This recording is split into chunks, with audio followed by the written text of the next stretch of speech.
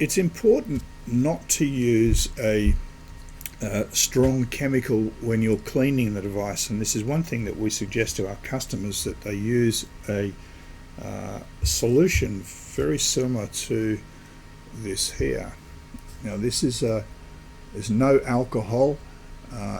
It's a foam sanitizer, which is great in these days of COVID, and that it is perfectly safe to use on all surfaces.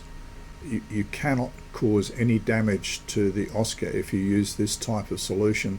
And the best thing to wipe it off with is, rather than use a tissue which can disintegrate, use something like this. This is a glasses spectacle cleaning cloth, and that really doesn't leave anything behind at all.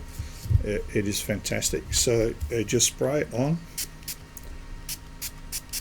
and leave it for about 5 or 10 seconds, and then you can safely wipe the residue off. It won't leave anything on the surface. When it dries completely, takes all your finger marks off, and it looks like new.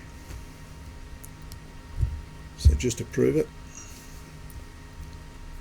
there it is, all nice and sparkly and clean.